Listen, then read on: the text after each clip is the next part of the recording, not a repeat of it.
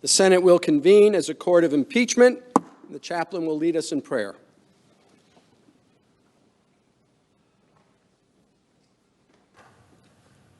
Let us pray. O God, you are our rock of safety. Protect us in an unsafe world. Guard us from those who smile but plan evil in their hearts. Use our senators to bring peace and unity to our world. May they permit godliness to make them bold as lions. Give them a clearer vision of your desires for our nation. Remind them that they borrow their heartbeats from you each day. Provide them with such humility, hope, and courage that they will do your will. Lord, grant that this impeachment trial stronger, wiser, and better will make our nation pray in your strong name. Amen. Please join me in reciting the Pledge of Allegiance to the flag. I pledge allegiance to the flag of the United States of America and to the republic for which it stands, one nation, under God, indivisible, with liberty and justice for all.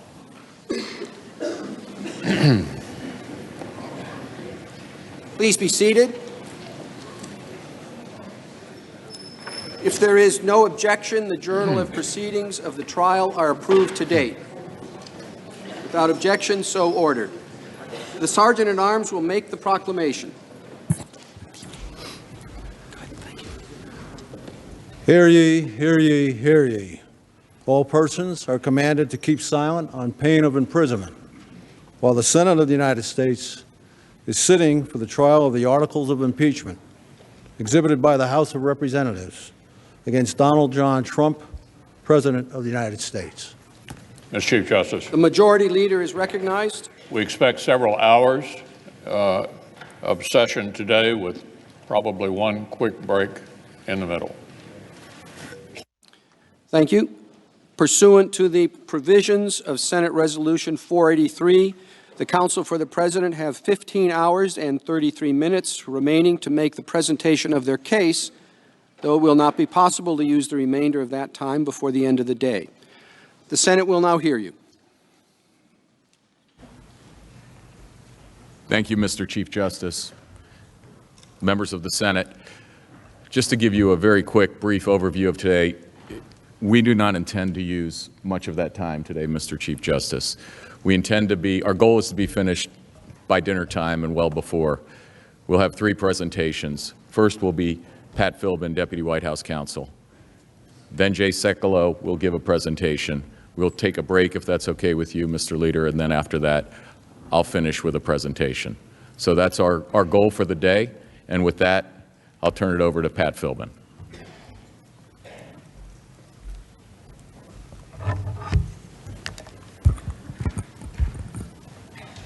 Mr. Chief Justice, members of the Senate, Majority Leader McConnell, Minority Leader Schumer, I'd like to start today by making a couple of observations related to the abuse of power charge in the first article of impeachment.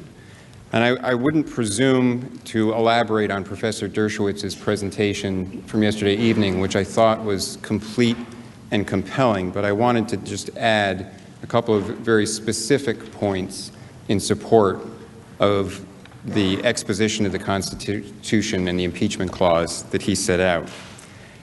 And it begins from a focus on the point in the debate about the impeachment clause at the Constitutional Convention, where maladministration was offered by George Mason as a grounds for impeachment. And James Madison responded that that was a bad idea. And he said, "So vague a term will be equivalent to a tenure during the pleasure of the Senate." And that evinced a deep-seated concern that Madison had, and it's part of the whole design of our Constitution, for ways that can lead to exercises of arbitrary power. The Constitution was designed to put limits and checks on all forms of government power. Obviously, one of the great mechanisms for that is the separation of powers, the structural separation of powers in our Constitution. But it also comes from defining and limiting powers and responsibilities, and a concern that vague terms, vague standards are themselves an opportunity for the expansion of power and the exercise of arbitrary power. And we see that throughout the Constitution and in the impeachment clause as well. And this is why, as Gouverneur Morris argued in discussing the impeachment clause, that only few offenses, he said, few offenses ought to be impeachable, and the cases ought to be enumerated and defined. And that's why we see in the debates at the Constitution, there was many terms had been included in earlier drafts when it was narrowed down to treason and bribery, and there was a suggestion to include maladministration, which had been a ground for impeachment in English practice. The framers rejected it because it was too vague. It was too expansive. It would allow for arbitrary exercises of power. And we see throughout the Constitution in terms that relate and fit in with the impeachment clause the same concern.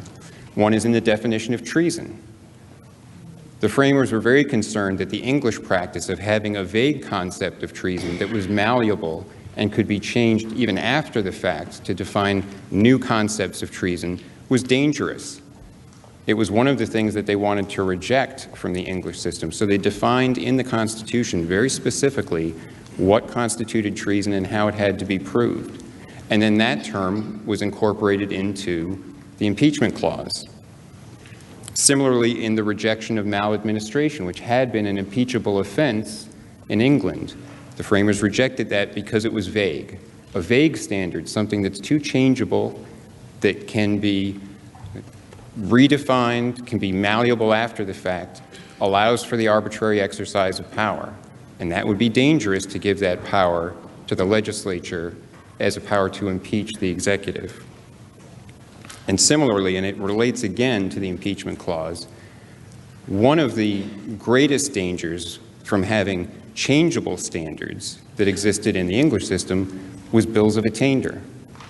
Under a bill of attainder, the Parliament could pass a specific law saying that a specific person had done something unlawful, they were being attainted, even though it wasn't unlawful before that. And the framers rejected that entire concept. In Article 1, Section 9, they eliminated both bills of attainder and all ex post facto laws for criminal penalties at the federal level, and they also included a provision to prohibit states from using bills of attainder.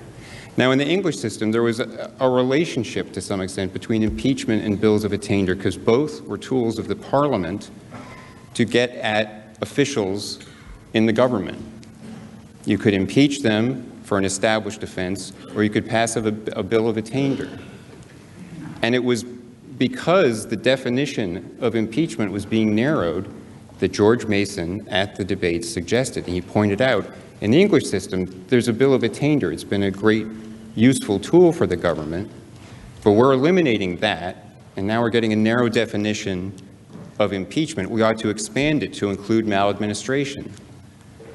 And Madison said no, and the framers agreed. We have to have enumerated and defined offenses, not a vague concept, not something that can be blurry and interpreted after the fact, and that could be used essentially to make policy differences or other differences like that the subject of impeachment. All of the steps that the framers took in the way they approached the impeachment clause were in terms of narrowing, restricting, constraining, enumerating offenses, and not a vague and malleable approach as there had been in the English system. And I think the minority views of Republican members of the House Judiciary Committee at the time of the Nixon impeachment inquiry summed this up and reflected it well, because they explained, and I'm quoting from the minority views in the report, the whole tenor of the framers' discussions, the whole purpose of their many careful departures from English impeachment practice was in the direction of limits and of standards.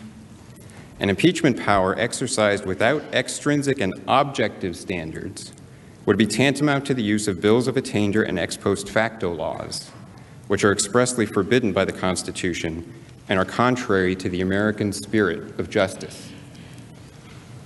And what we see in the House manager's charges and their definition of abuse of power is exactly antithetical to the framers' approach, because their very premise for their abuse of power charge is that it is entirely based on subjective motive, not objective standards, not predefined offenses, but the president can do something that is perfectly lawful, perfectly within his authority. But if the real reason, as Professor Dershowitz pointed out, that's the language from their report, the reason in the president's mind is something that they ferret out and decide is wrong, that becomes impeachable. And that's not a standard at all. It ends up being infinitely malleable. And it's something that I think a telling factor that reflects how malleable it is and how dangerous it is in the House Judiciary Committee's report. Because after they define their concept of abuse of power, and they say that it involves your exercising government power for personal interest and not the national interest, and it depends on your subjective motives, they realize that that's infinitely malleable. There's not really a clear standard there. And it's violating a fundamental premise of the American system of justice, that you have to have notice of what is wrong. You have to have notice of an offense. And this is something that Professor Dershowitz pointed out last night. There has to be a defined offense in advance. And the way they try to resolve this is to say, well, in addition to our definition, high crimes and misdemeanors involve conduct that is recognizably wrong to a reasonable person. And that's their kind of add-on to deal with the fact that they have an unconstitutionally vague standard. They don't have a standard that really defines a specific offense. They don't have a standard that really defines in coherent terms that are going to be identifiable what the offenses are. So they just add on, and it's got to be recognizably wrong. And they say that they're doing this to resolve a tension, they call it, within the Constitution. Because they point out, and this is quoting from the report, the structure of the Constitution, including its prohibition on bills of attainder and the ex post facto clause, implies that impeachable offenses should not come as a surprise. And that's exactly what Professor Dershowitz pointed out. And everything about the terms of the Constitution, speaking of an offense and a conviction, that it's all crimes should be tried by jury except impeachments, they all talk about impeachment in those criminal offense terms. But the tension here isn't within the Constitution, it's between the House manager's definition, which lacks any coherent definition of an offense that would catch people by surprise, and the Constitution. That's the tension that they're trying to resolve, is between their malleable standard that actually states no clear offense and the Constitution and the principles of justice embodied in the Constitution that require some clear offense. So I wanted to point that out in relation to the standards for impeachable offenses, because it's another piece of the constitutional puzzle that fits in with the exposition that Professor Dershowitz set out. And it also shows an inherent flaw in the House manager's theory of abuse of power, regardless of whether or not one accepts the view that an impeachable offense has to be a crime, a defined crime. There is still the flaw in their definition of abuse of power, that it is so malleable, based on purely subjective standards, that it does not provide any cognizable notice of an offense. It is so malleable, it in effect recreates the offense of maladministration that the framers expressly rejected, as Professor Dershowitz explained. The second point that I wanted to make is that how do we tell, under the House manager's standard, what an illicit motive is, when there's an illicit motive? How are we supposed to get the proof of what's inside the president's head? Because, of course, motive is inherently difficult to prove, where you're talking about, as they've conceded, they're talking about perfectly lawful actions on their face within the constitutional authority of the president, but they want to make it impeachable if it's just the wrong idea inside the president's head. And they explain in the House Judiciary Committee report that the way we'll tell if the president had the wrong motive is we'll compare what he did to what staffers in the executive branch said he ought to do. So they say, quote, that the president, quote, disregarded United States foreign policy towards Ukraine, end quote, and that he ignored, quote unquote, official policy that he had been briefed on, and that he, quote, ignored, defied, and confounded every agency within the executive branch, end quote. That is not a constitutionally coherent statement. The president cannot defy agencies within the executive branch. Article 2, Section 1 of the Constitution vests all of the executive power in a president of the United States.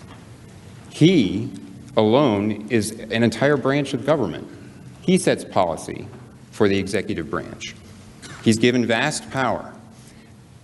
And of course, within limits set by laws passed by Congress, and within limits set by spending priorities, spending laws passed by Congress, he, within those constraints, sets the policies of the government. And in areas of foreign affairs, military affairs, national security, which is what we're dealing with in this case, foreign affairs, head of state communications, he has vast powers. As Professor Dershowitz explained, for over 2 centuries, the president has been regarded as the sole organ of the nation in foreign affairs. So the idea that we're going to find out when the president had the wrong subjective motives by comparing what he did to the recommendations of some interagency consensus among staffers is fundamentally anti-constitutional. It inverts the constitutional structure. And it's also fundamentally anti-democratic, because our system is rather unique in the amount of power that it gives to the president. The executive here has much more power than in a parliamentary system. But part of the reason that the president can have that power is that he is directly democratically accountable to the people. There is an election every 4 years to ensure that the president stays democratically accountable to the people. But those staffers in these supposed interagency who have their meetings and make recommendations to the president are not accountable to the people. There is no democratic legitimacy or accountability to their decisions or recommendations. And that is why it is the president, as head of the executive branch, who has the authority to actually set policies and make determinations, regardless of what the staffers may recommend. They're there to provide information and recommendations, not to set policy. So the idea that we're going to start impeaching presidents by deciding that they have illicit motives if we can show that they disagreed with some interagency consensus is fundamentally contrary to the Constitution and fundamentally anti-democratic. So those were the 2 observations I wanted to add to supplement specific points on Professor Dershowitz's comments from last night. Now I want to shift gears and respond to a couple of points that the House managers have brought up that are really completely extraneous to this proceeding. They involve matters that are not charged in the articles of impeachment. They do not relate directly to the president or his actions.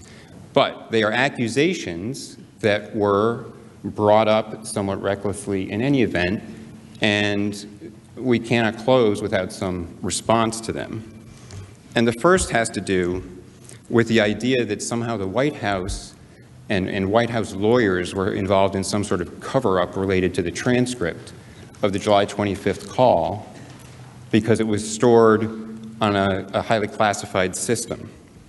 So let me start with that. The House managers made this accusation there was something nefarious going on. But let's see what the witnesses actually had to say. Lieutenant Colonel Alexander Vindman, and remember, Lieutenant Colonel Vindman is the person who was listening in on the call and who raised a concern, the only person who went and raised a concern with NSC lawyers that he thought there was something improper, something wrong with the call, even though he later conceded under cross-examination it was really a policy concern, but he thought there was something wrong. And he had to say that he did not think, he said, "So I do not think there was malicious intent or anything of that nature to cover anything up." He's the one who went and talked to the lawyers.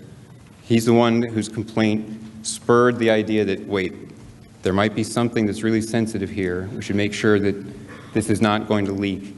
He thought there was nothing covering it up. His boss, Senior Director Tim Morrison, had similar testimony. So to the best of your knowledge, there's no malicious intent in moving the transcript to the compartmented server? Correct.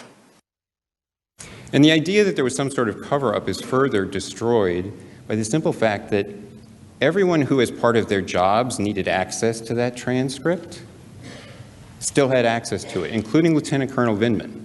Right? So the person who raises a complaint still has access to the transcript the entire time. And this is the way Mr. Morrison's testimony explained that. And even on the code word server, you had access to it. Yes. So at no point in time during the course of your official duties were you denied access to this information? Correct. Is that correct? And to your knowledge, anybody on the NSC staff that needed access to the transcript for their official duties always was able to access it, correct? People that had a need to know and a need to access it? Once it was moved to the compartmented system? Yeah. Yes. Okay. Now, as Mr. Morrison testified, he had recommended restricting access to the transcript, not because he had any concern that there was anything improper or illegal, but he was concerned about a potential leak. And as he put it, how that, quote, would play out in Washington's polarized environment, end quote, and would, quote, affect the bipartisan support our Ukrainian partners currently experience in Congress.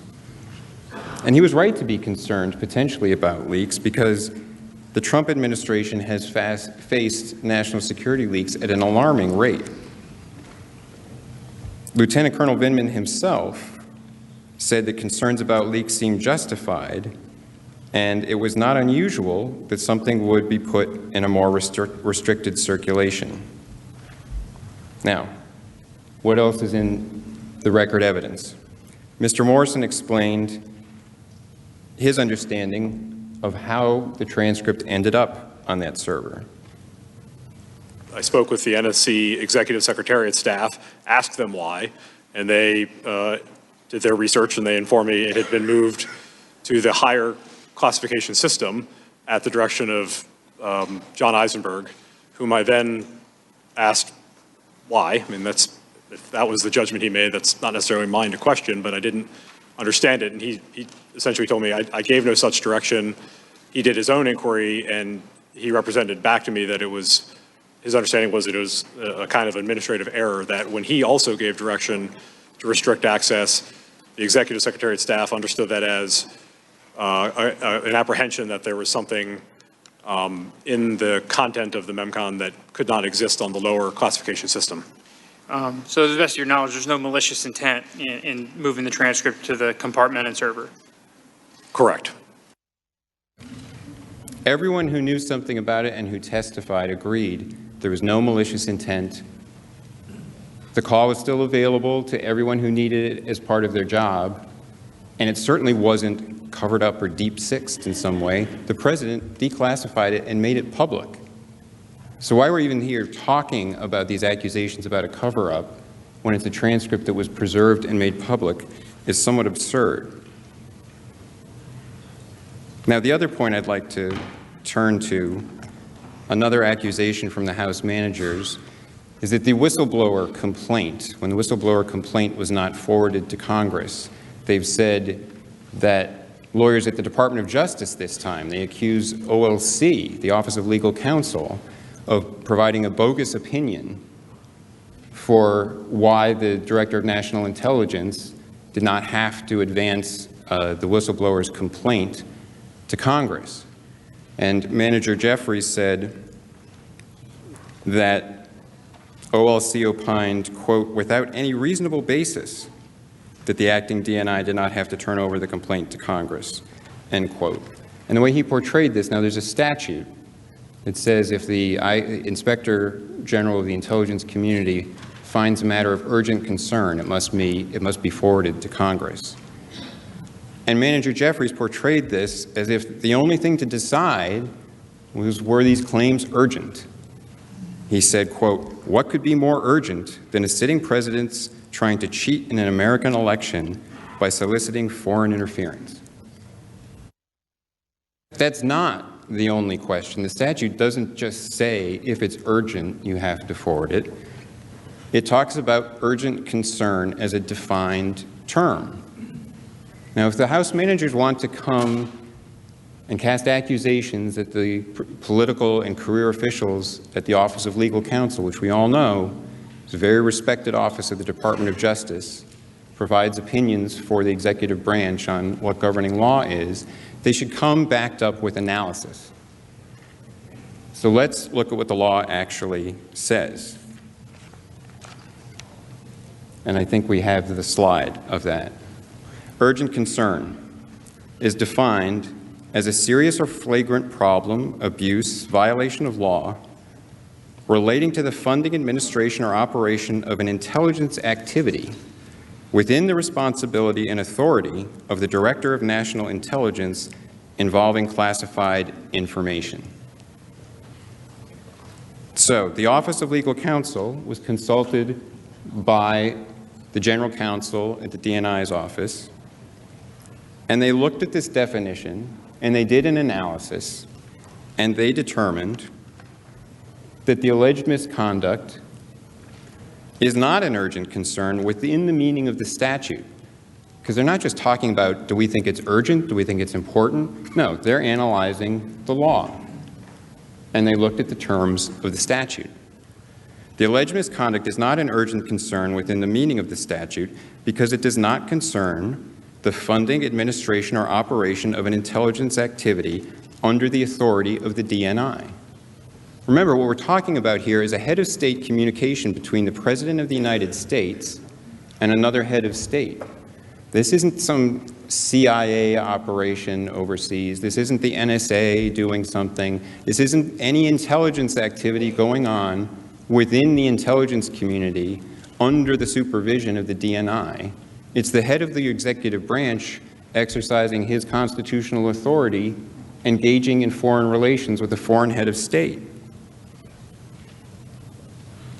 So in reaching that conclusion, the Office of Legal Counsel looked at the statute, the case law, the legislative history,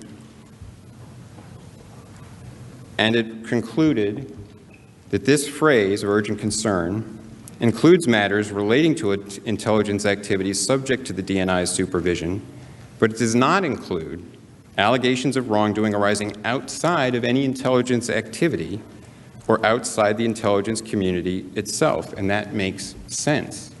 This statute was meant to provide for an ability of the Inspector General of the intelligence community, overseeing the activities of the intelligence community, to receive reports about what was going on at intelligence agencies, those that are members of the intelligence community, if there was fraud, waste, abuse, something unlawful in those activities. It was not meant to create an Inspector General of the presidency, an Inspector General of the Oval Office, to purport to determine whether the president, in exercising his constitutional authorities, had done something that should be reported. This law is narrow, and it does not cover every alleged violation of law, we'll see explained, or other abuse that comes to the attention of a member of the intelligence community. Just because you're in the intelligence community and happen to see something else doesn't make this law apply. And the law does not make the Inspector General for the intelligence community responsible for investigating and reporting on allegations that do not involve intelligence activities or the intelligence community.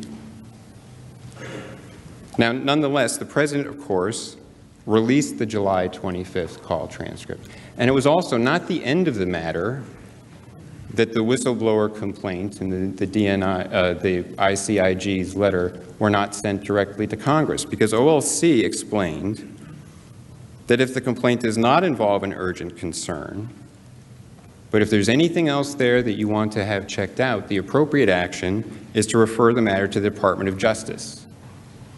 And that's what the DNI's office did. They sent the ICIG's letter with the complaint to the Department of Justice. And the Department of Justice looked at it. And this was all made public some time ago. The Department of Justice examined the exact allegations of the whistleblower and the exact framing and concern raised by the Inspector General, which had to do with a potential of perhaps a campaign finance law violation. DOJ looked at it, looked at the statutes, analyzed it, and determined there was no violation, and it closed the matter. And it announced that months ago. All right, when something gets sent over to the Department of Justice to examine, you can't call that a cover-up. Everything here was done correctly. The lawyers analyzed the law. The complaint was sent to the appropriate person for review. It was not within the statute that required transmission to Congress. And everything was handled entirely properly. So again, actually extraneous to the matters before you, there's nothing about these 2 points in the articles of impeachment, but it merits a response when reckless allegations are made against those at the White House and at the Department of Justice. And with that, Mr. Chief Justice, I'll yield back my time to Mr. Sekulow.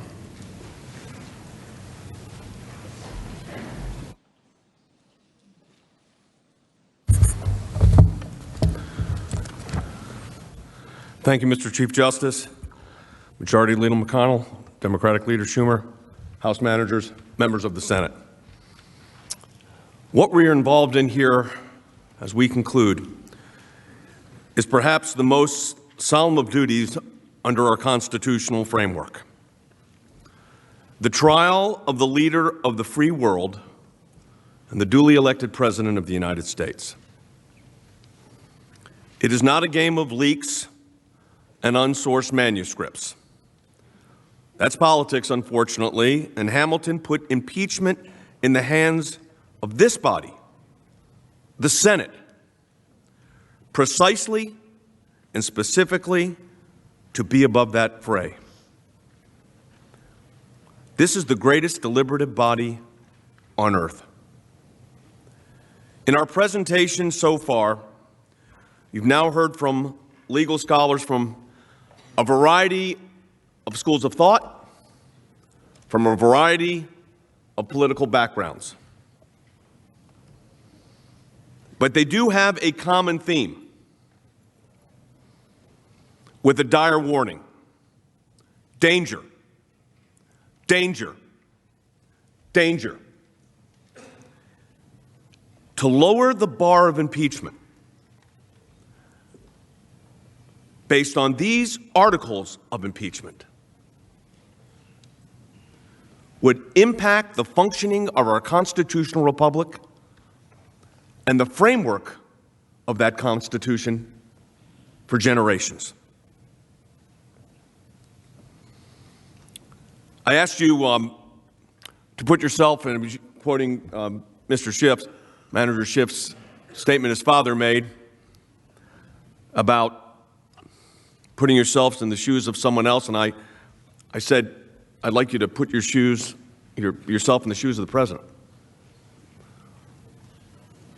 And I think it's important as we conclude today that we're reminded of that fact. The President of the United States, before he was the President, was under an investigation. It was called Crossfire Hurricane. It was an investigation led by the FBI, the Federal Bureau of Investigation. James Comey eventually told the President a little bit about the investigation and referenced the Steele dossier. James Comey, the then director of the FBI, said it was salacious and unverified. So salacious and unverified that they used it as a basis to obtain FISA warrants. Members, managers here, managers at this table right here, said that any discussions on the abuse from the Foreign Intelligence Surveillance Act utilized to get the FISA warrants from the court were conspiracy theories. I told you at the very beginning, I asked, do you put yourselves in the shoes of not just this president, of any president that would have been under this type of attack?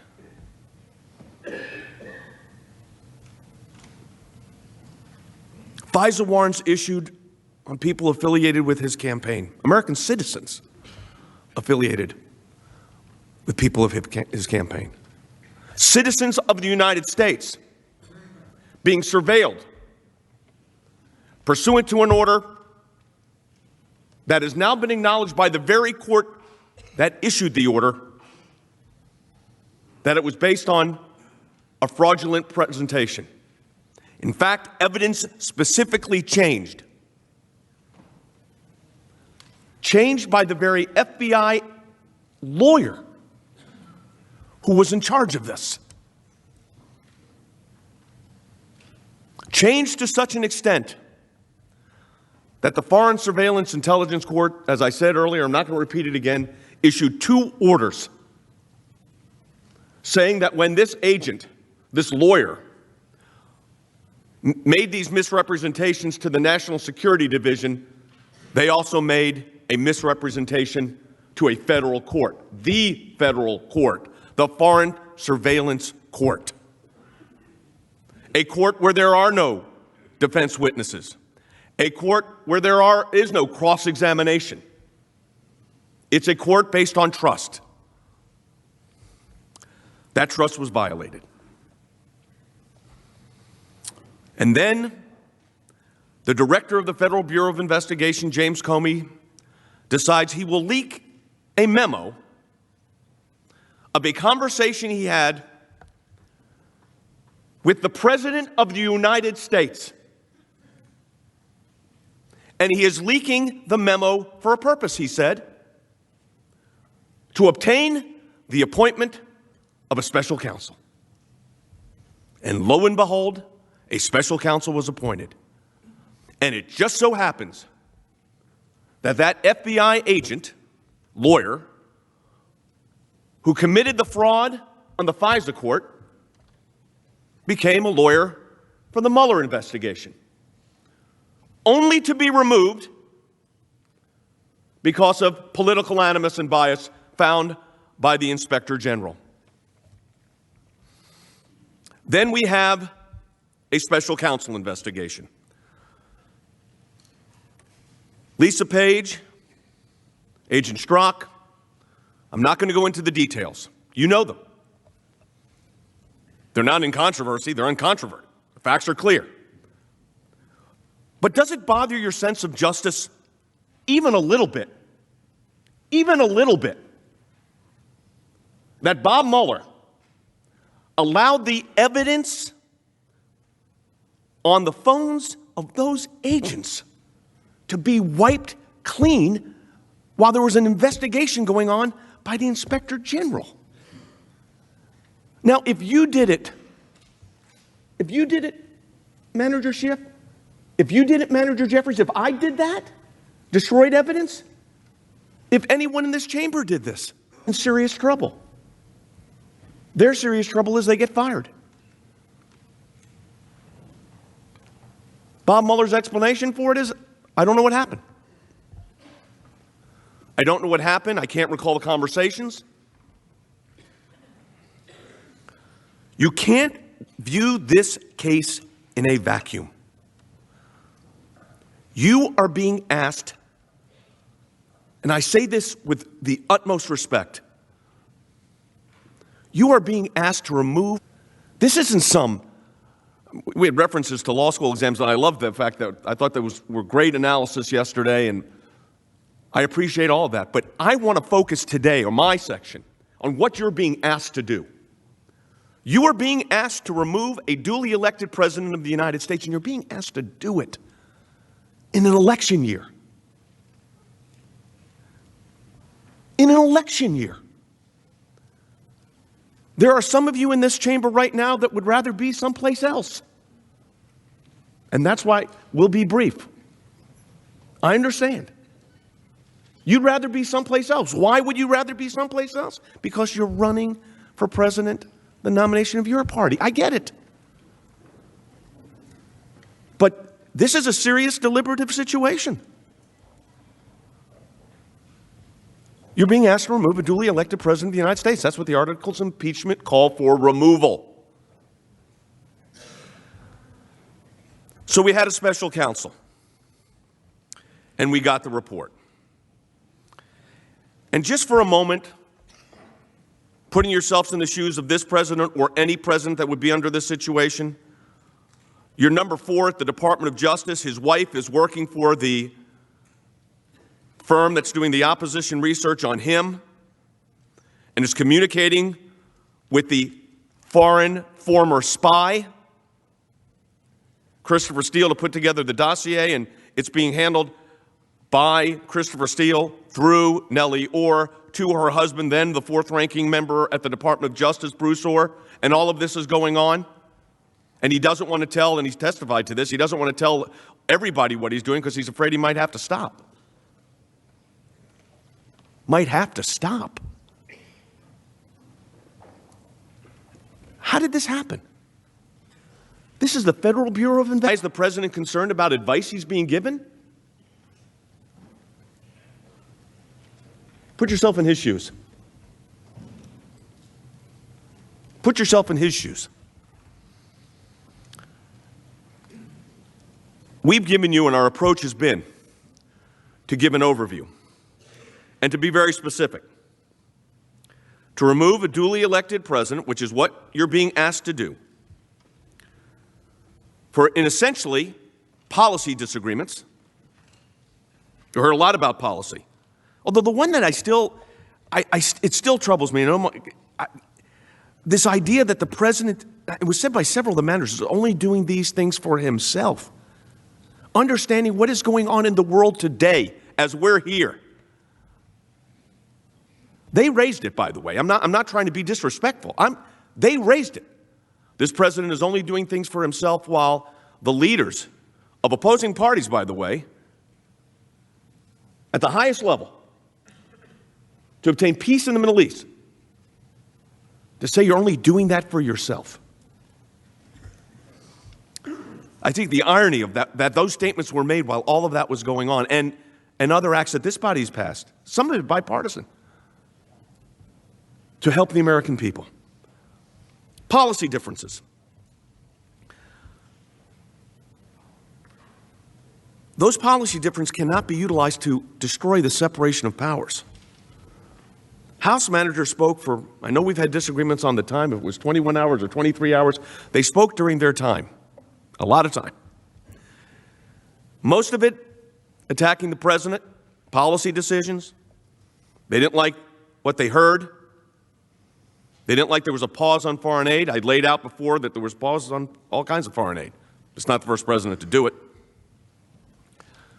But the one thing I'm still trying to understand from the manager's perspective, and maybe it's not fair to ask the managers because you're not the leader of the House, but remember the whole idea that this was a dire national security threat, a danger to our nation?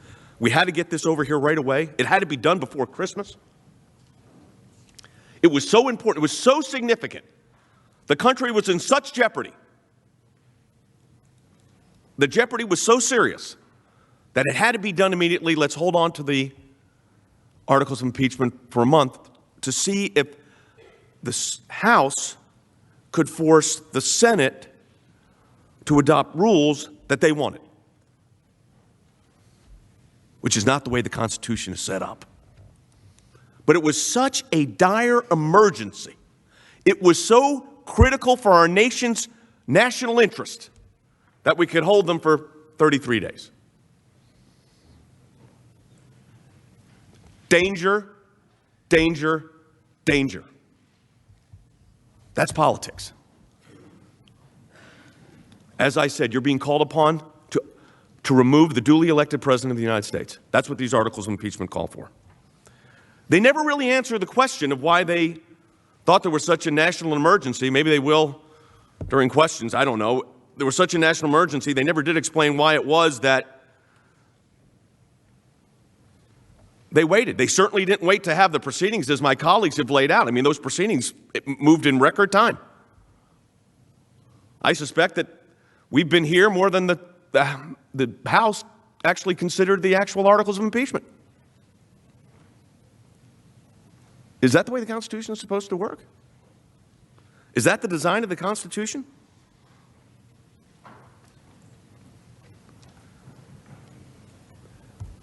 And then the question, of course, came up and yesterday on the whole situation with Burisma and the Bidens and that whole issue. And my colleagues went through that a great deal, and I'm not going to do that. But do we have are we in a situation, we used to call this, in free speech cases, like a free speech zone. You could have your free speech activities over here. You can't have them over there. Do we have like a Biden-free zone? I mean, was that what this was? You mention someone, or you're concerned about a company, and it's now off. I think we significantly showed the question. I'm not going to limit you. You can impeach the President of the United States for asking a question. Detailed by detail analysis of the facts. But there are some that we just have to go through. You heard a lot of new facts yesterday in our presentation. Saturday, what we were pointing to is a very quick overview. And then yesterday, we spent the day, and we appreciate everybody's patience on that, going through the facts. They showed you this, but they didn't show you that. The facts are important, though, because facts have legal ramifications. Legal ramifications impact the decisions you make. So I don't take facts lightly, and I certainly don't take the constitutional mandate lightly, and we can't. The facts we demonstrated yesterday and briefly on Saturday demonstrate that there was, in fact, a proper governmental interest in the questions that the President asked and the issues that the President raised on that phone call. A phone call. Now, let's, again, put your feet in the shoes of the President. Put yourself in the President's position. Do you think he thought when he was on the call it was him and President Zelensky he was talking to and that was it? Or it was, as sometimes I heard one commentator said, it was people listening in on the call, the President and 3,000 of his closest friends. Let's be realistic. The President of the United States knew when he was on that call there were a lot of people listening. From our side and from their side. So he knew what he was saying. He said it. We released a transcript of it.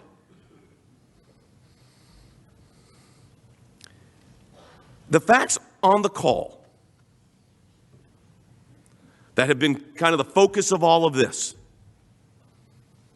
really focused on foreign policy initiatives both in Ukraine and around the globe. They talked about other countries and other countries. The President has been very concerned about other countries carrying some of the financial load here, not just the United States.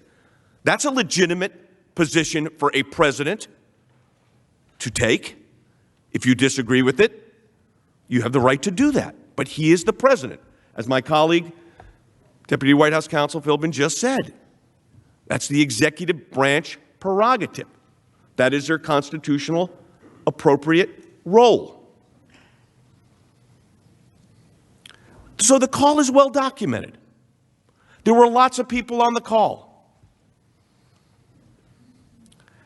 The person that would be on the other end of the quid pro quo, if it existed, would have been President Zelensky. But President Zelensky, and we already laid out the other officials from Ukraine, have repeatedly said there was no pressure. It was a good call. They didn't even know there was a pause in the aid. All of that is well documented. I'm not going to go through each and every one of those facts. We did that over the last several days. President Zelensky's senior advisor, Andrei Yermak, was asked if he ever felt there was a connection between military aid and the request for investigations. And he was adamant that we never had that feeling, and we did not have the feeling that this aid was connected to any one specific issue. This is coming from the people who were receiving the aid. So we talk about this whole quid pro quo, and that was a big issue. That's how this actually, before it became a impeachment proceeding, there was, as the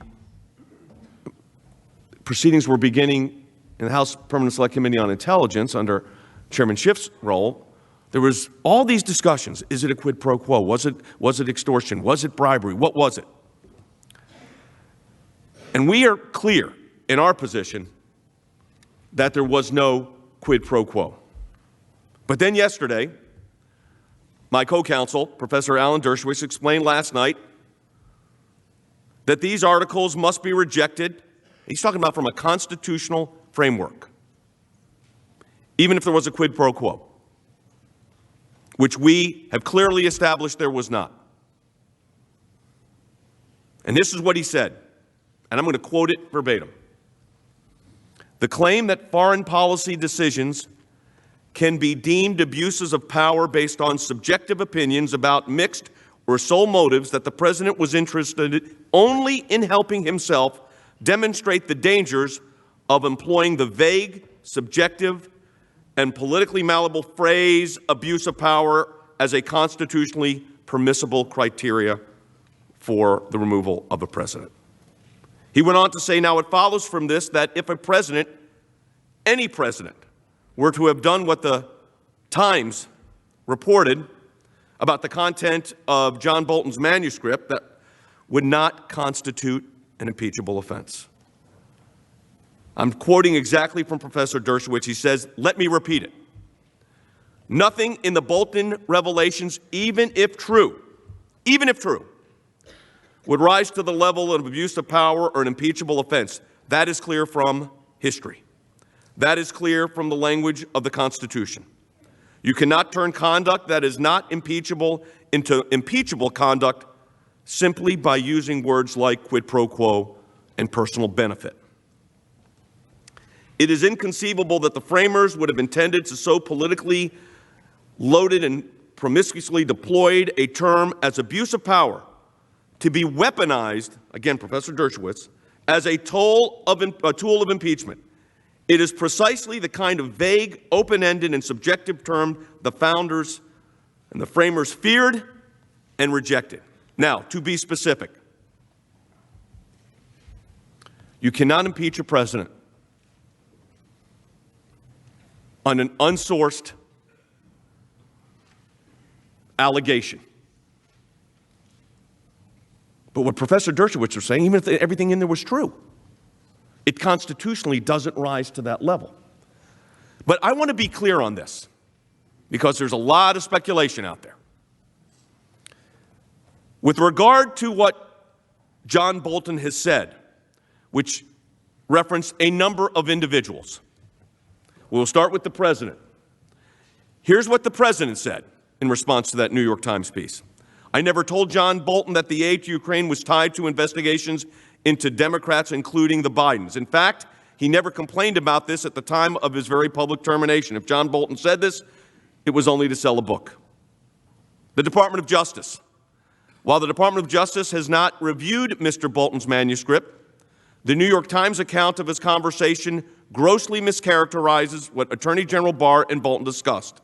There was no discussion of personal favors or undue influence on investigations, nor did the Attorney General state that the President's conversations with foreign leaders were improper. The Vice President's Chief of Staff issued a statement. In every conversation with the President and the Vice President, in preparation for our trip to Poland, remember that was the trip that was being planned for the meeting with President Zelensky, the President consistently expressed his frustration that the United States was bearing the lion's share of responsibility for aid to Ukraine and that European nations weren't doing their part. The President also expressed concerns about corruption in Ukraine, and at no time did I hear him tie Ukraine aid to investigations into the Biden family or Burisma.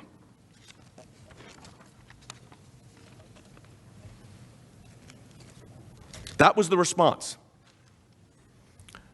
Responding to an unpublished manuscript that maybe some reporters have an idea of maybe what it says. That's what the evidence, if you want to call that evidence, I don't know what you'd call that. I'd call it inadmissible, but that's what it is. To argue that the president is not acting in our national interest and is violating his oath of office, which the managers have put forward, is wrong based on the facts and by the way the Constitution is designed. And when you look at the fullness of the record of their witnesses, the witnesses' statements, the transcripts, there's one thing that emerges. There is no violation of law. There's no violation of the Constitution. There is a disagreement on policy decisions. Most of those that spoke at your hearings did not like the president's policy. That's why we have elections. That's what policy differentials and differences are discussed. But to have a removal of a duly elected president based on a policy disagreement, that is not what the framers intended. And if you lower the bar that way, danger, danger, danger. Because the next president, or the one after that, he or she will be held to that same standard? I hope not. I pray not. That's not what happens. Not just for the sake of my client, but for the Constitution. You know, Professor Dershowitz gave a list of presidents from Washington to where we are today who, under that standard that they are proposing, could be subject to abuse of power or obstruction of Congress. Look, we know that what this is not about a president pausing aid to Ukraine. It's really not about a phone call. It's about a lot of attempts on policy disagreements that are not being debated here. My goodness, how much time? How much time has been spent in the House of Representatives hoping, they were hoping, that the Mueller probe would result in, I'm not going to play you, I was thinking about it, playing all the clips from all the commentators the day after Bob Mueller testified. Bob Mueller was unable to answer under his examination basic and fundamental questions. He had to correct himself, actually. He had to correct himself before the Senate for something he said before the House. So that's what the president's been living with. And then we're here today arguing about what? A phone call to Ukraine? Or Ukraine aid being held? Or a question about corruption? Or a question about corruption that happens to involve a high public profile figure? I mean, is that what this is? Is that where we are?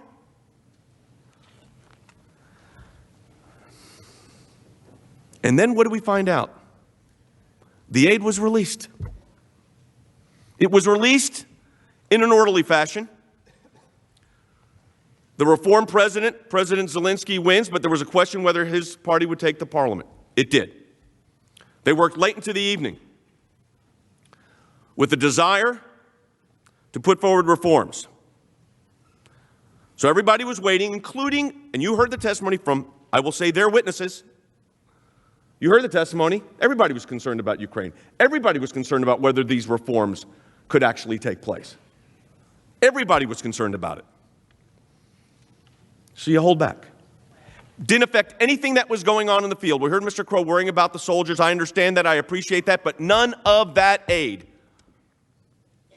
was affecting what was going on the battlefield right then or for the next 4 months because it was future aid.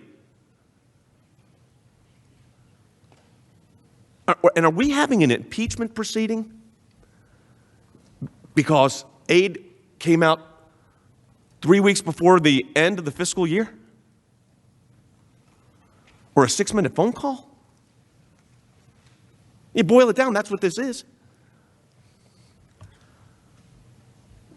It's interesting to me that everybody's saying, well, the aid was finally released September 11th, only because of the committee and the whistleblower who we've never seen. Mr. Philbin dealt with that in great detail. I'm not going to go over that again. But you know, the new high court, the anti-corruption court, wasn't established and did not sit until September 5th, 2019. So while the president of Ukraine was trying to get reforms put in place, the court that was going to decide corruption issues was not set until September 5th. I want you to think about this for a moment, too. They needed a high court of corruption for corruption. I mean, think about that for a moment. Now, that's good that they recognized it. But remember when I said the other day, you don't wave a magic wand and now Ukraine doesn't have a corruption problem? The high court of corruption, which they have to have, because it's not just past corruption, they're concerned about ongoing corruption issues. And you could put all of your witnesses back under oath in the next hearings you'll have when this is all over. And you're going to be back in the House and we'll be doing this again. Put them all back under oath and ask them, Mr. Schiff, is there a problem of corruption in Ukraine? And if they get up there and say, no, everything is great now, hallelujah. But I suspect they're going to say, we're working really hard on it. And I believe them. But this idea that it was just vanished and now we're back into everything's fine, it's absurd. Mr. Morrison testified that while the developments were taking place, the vice president also met with President Zelensky in Warsaw. That was the meeting of September 1st. The one, by the way, where the vice president's office said, in response to this New York Times, nobody told him about aid being held or linked to investigations. Are you going to stop? Are you going to allow proceedings on impeachment to go from a New York Times report about someone that says what they hear is in a manuscript? Is that where we are? I don't think so. I hope not. What did Morrison say? He heard firsthand that the new Ukraine administration was taking concrete steps to address corruption. That's good. He advised the president that the relationship with Zelensky is one that could be trusted. Good. President Zelensky also agreed with Vice President Pence, this is interesting, that the Europeans should be doing more. And related to Vice President Pence, conversations he'd been having with European leaders about getting them to do more. In sum, the president raised two issues he was concerned with to get them addressed. Now, I've already went over, again, this is just the closing moments here of this proceeding, of our portion of this proceeding. Aid was withheld or paused, put on a pause button, not just for Ukraine. Afghanistan, South Korea, El Salvador, Honduras, Guatemala, Lebanon, and Pakistan, and I'm sure I am leaving countries out. But do you think the American people are concerned if the president says, you know, before we give a country, I don't know, $550 million, some countries only $400 million, we'd like to know what they're doing with it. You're supposed to be the guardians of the trust here. It's the taxpayers' money we're spending.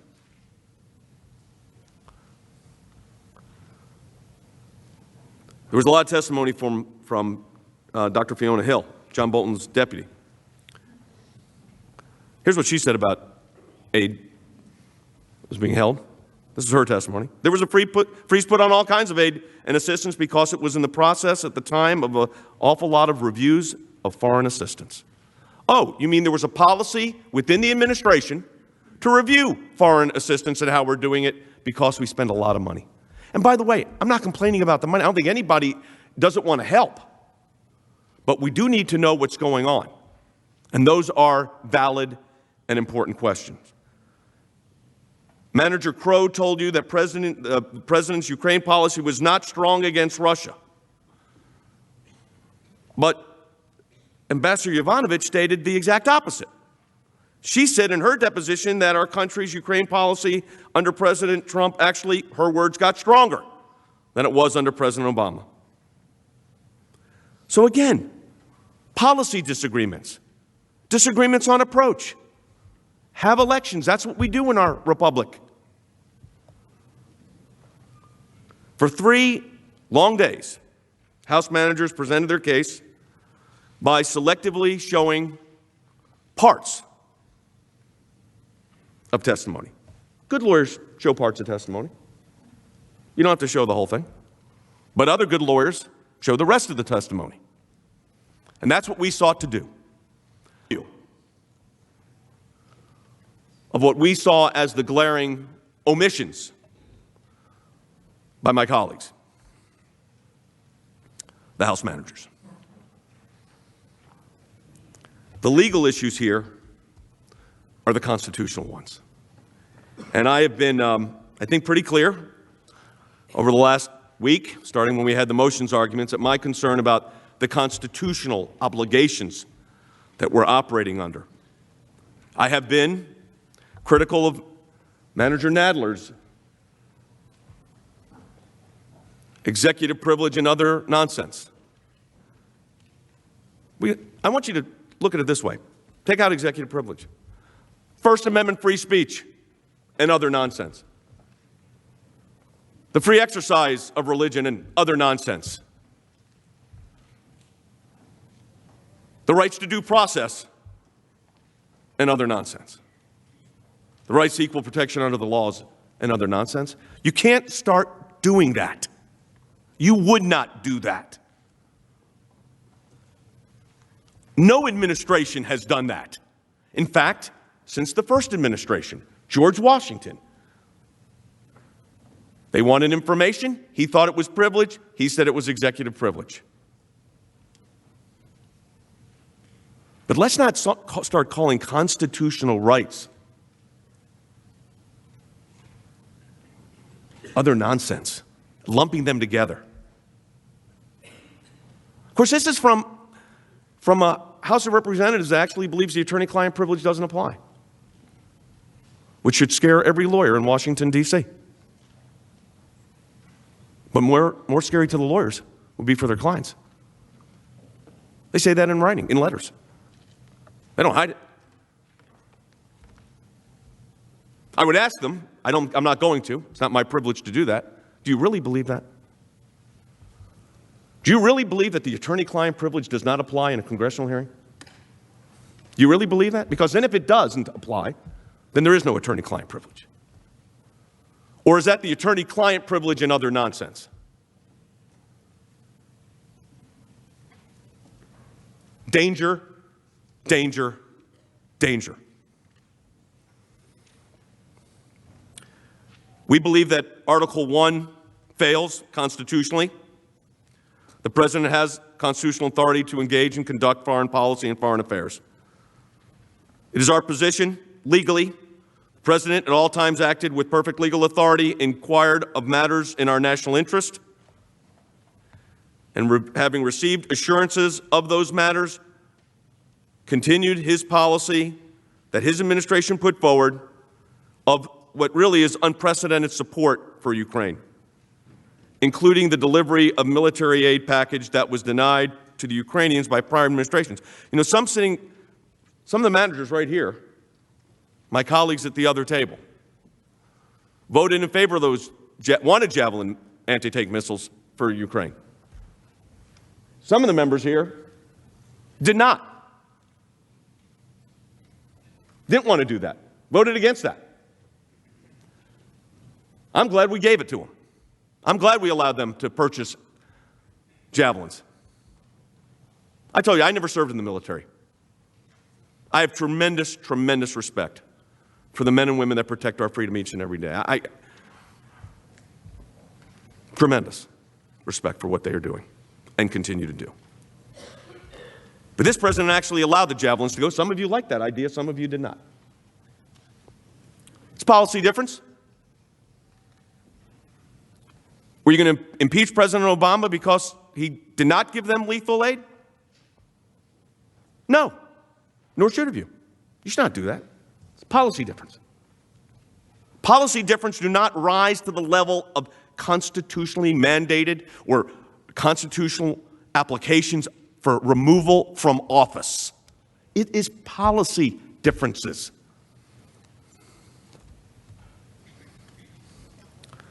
By the way, it's not just on lethal weapons. And President Obama, as I said, withheld aid. He had the right to do that. You've allowed him to do that. Oh, but we don't like that this president did it, so the rules change. So this president's rules are different than, he has a different set of standards he has to apply than what you allowed the previous administration to apply, and you know what? Or the future administration to apply. That's the problem with these articles. We've laid out, I believe, a compelling case on what the Constitution requires. When they were in the House of Representatives putting this together, did they go through a constitutionally mandated accommodations process to see if there was a way to come up with something? No, they did not. Did they run to court? No. And the one time it was about to happen, they ran the other way.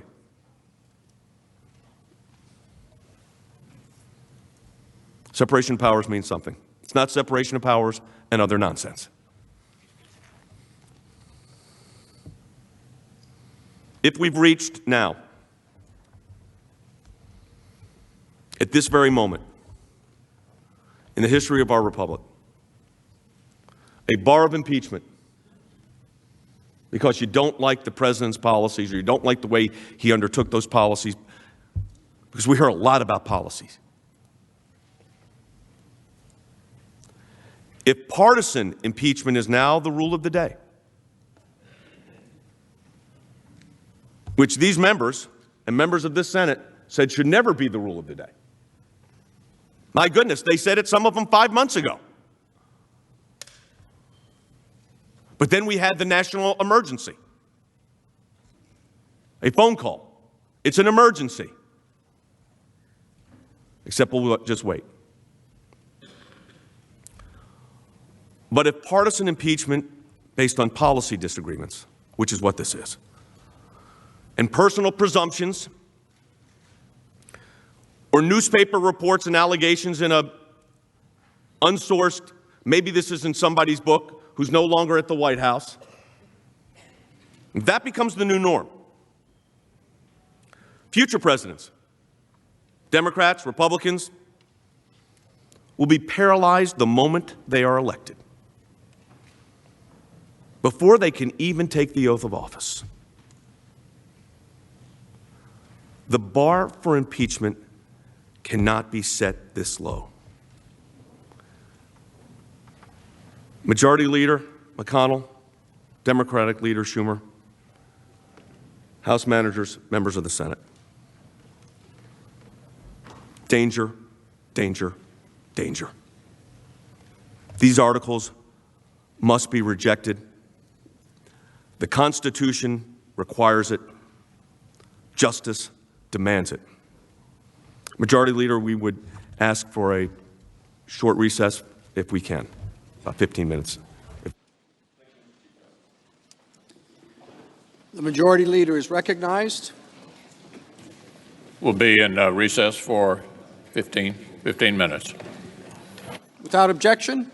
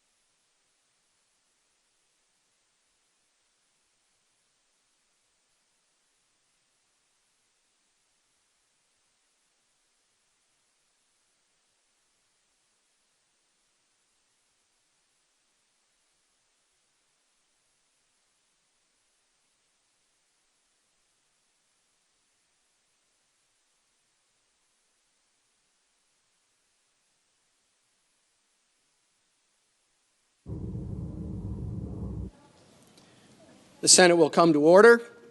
Please be seated. Mr. Cipollone. Thank you, Mr. Chief Justice, members of the Senate.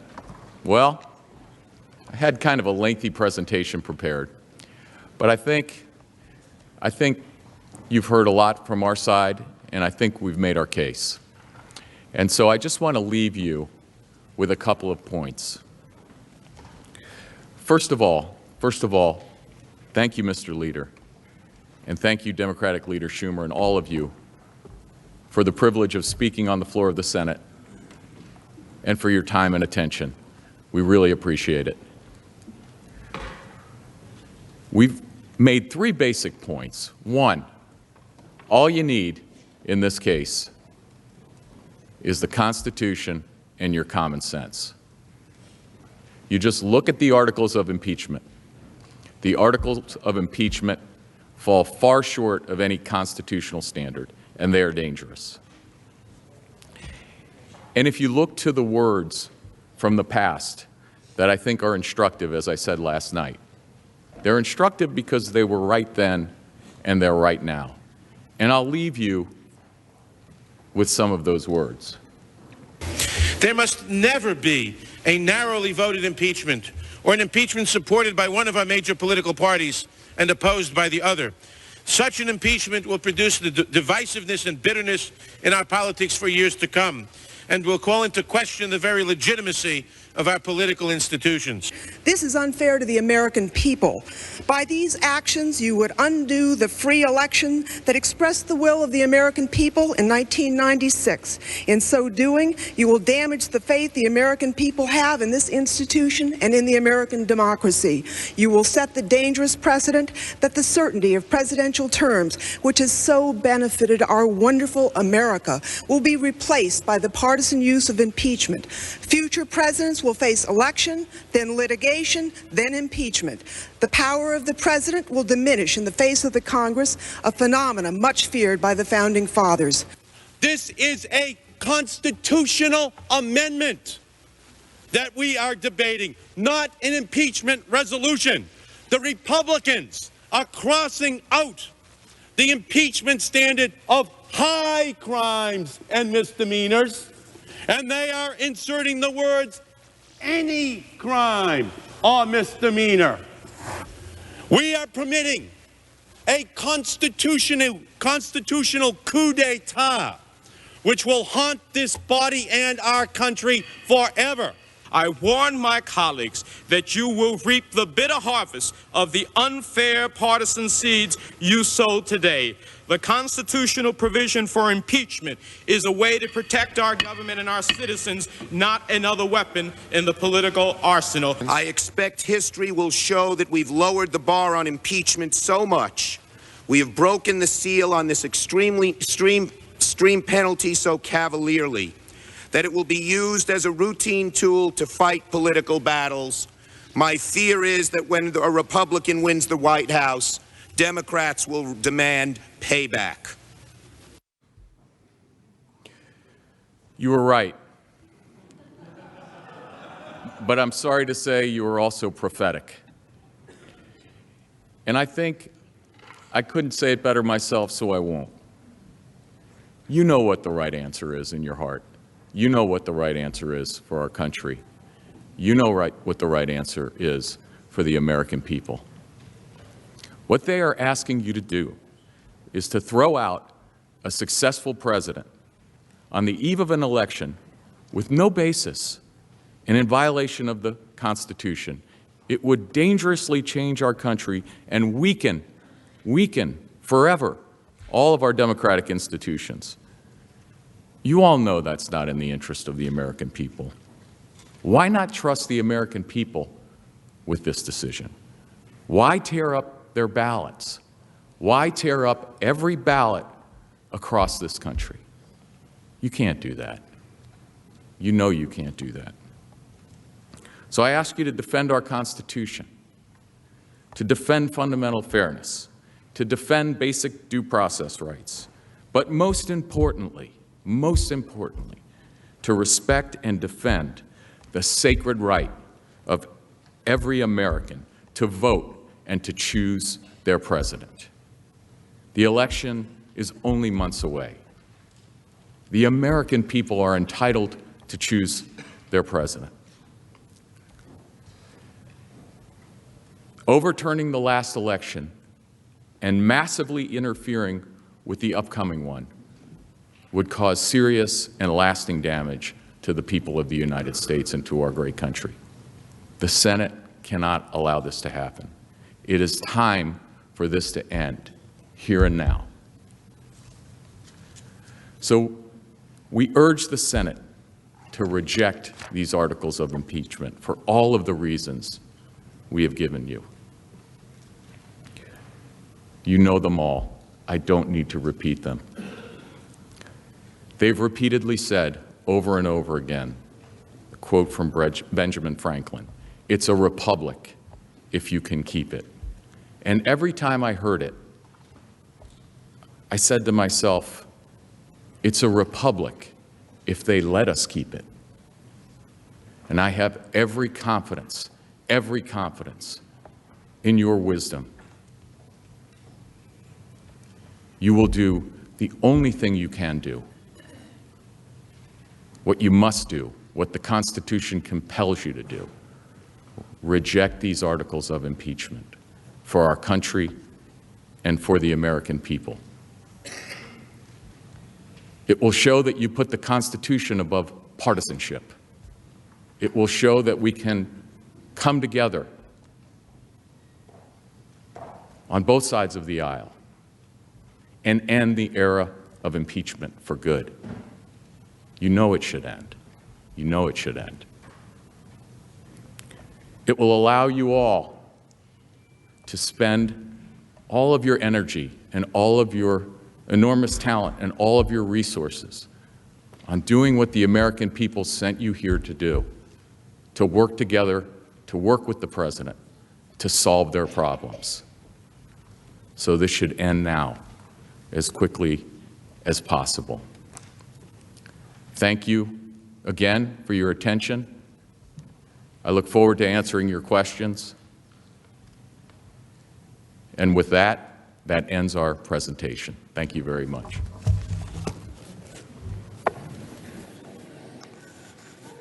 The Majority Leader is recognized. Mr. Chief Justice, I have reached an agreement with the Democratic leader on how to proceed during the question period. Therefore, I ask unanimous consent that the question period for senators start when the Senate reconvenes on Wednesday.